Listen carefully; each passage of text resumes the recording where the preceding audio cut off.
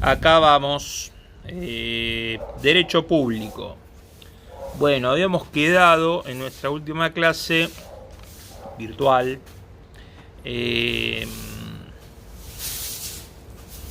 Tipos de constitución. La diferenciamos de clase.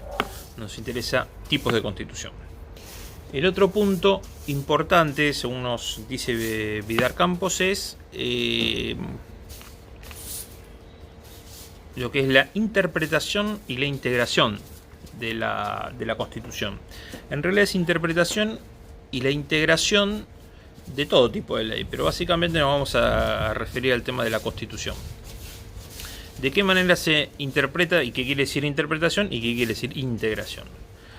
La interpretación es el conocimiento de lo que dice la norma.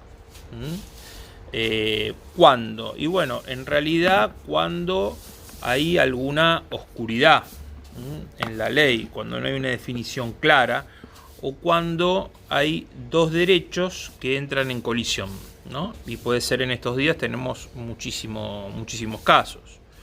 Es interesante esto, ¿no? De que vayamos viendo todo este marco teórico con algunas situaciones. Por ejemplo, el tema de los decretos de necesidad y urgencia.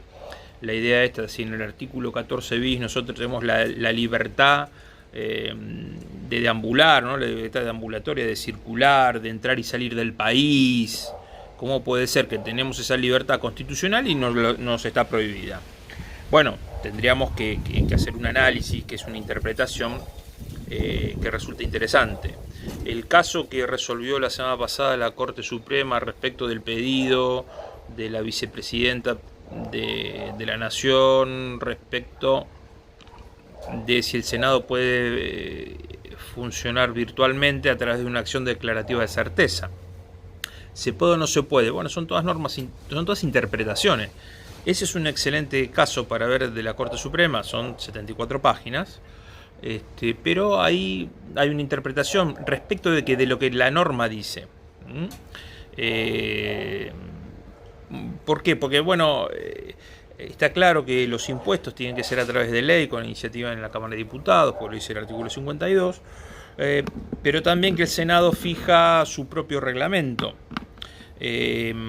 Ahora, de manera virtual no podrían funcionar, y bueno, hay toda una serie, o sea, son cosas que están contempladas en la Constitución, pero hay casos, hay circunstancias en las cuales la letra de la Constitución no lo resuelve, entonces es necesario hacer una interpretación. El caso de la integración, en realidad, es cuando la Constitución no dice. Hay situaciones que no se pueden resolver a la luz de la Constitución, y entonces en esas oportunidades hay que hacer un ejercicio de integración, porque en realidad hay un principio que está básicamente en la ley civil, pero tiene raigambre constitucional, que es esta idea de que los jueces no pueden dejar de pronunciarse bajo pretexto, dice sobre pretexto, de oscuridad o insuficiencia de las leyes. Entonces, ¿qué quiere decir? Cuando hay una situación concreta y se la lleva frente a los tribunales, los jueces deben resolver. Y si la ley no dice cómo se debe resolver, lo tienen que hacer de acuerdo a determinados principios. Que es una cuestión de la fuente del derecho constitucional, que lo vamos a ver seguidamente después que veamos interpretación e integración. Entonces, la interpretación es esto, ¿no? Es cuando desentrañar cuál es el texto, qué es lo que dice la Constitución.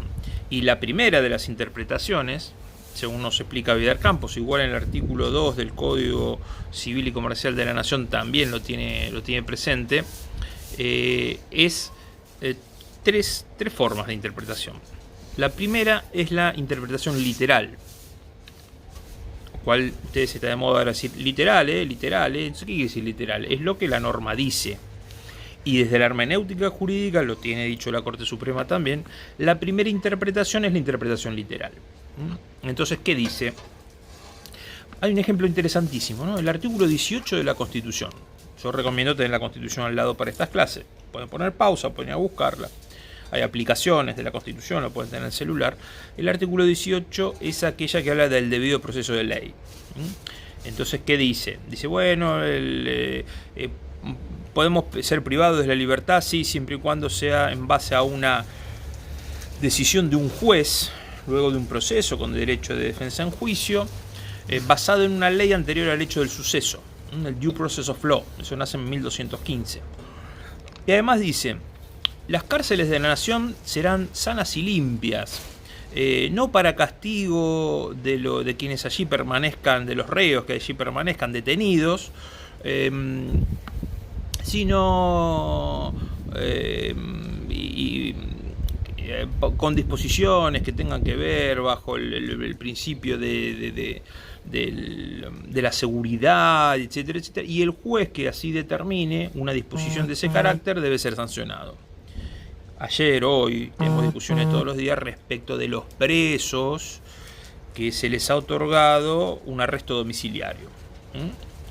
Eso no quiere decir que se los libere, porque si ustedes ven los zócalos, ayer el programa de Leuco decía, polémica por los presos que se liberan. O sea, el que liberan es el que tiene la libertad. Si yo dispongo un arresto domiciliario, sigue privado de la libertad, no está libre, sigue privado de la libertad, no en un establecimiento carcelario, sino en una casa.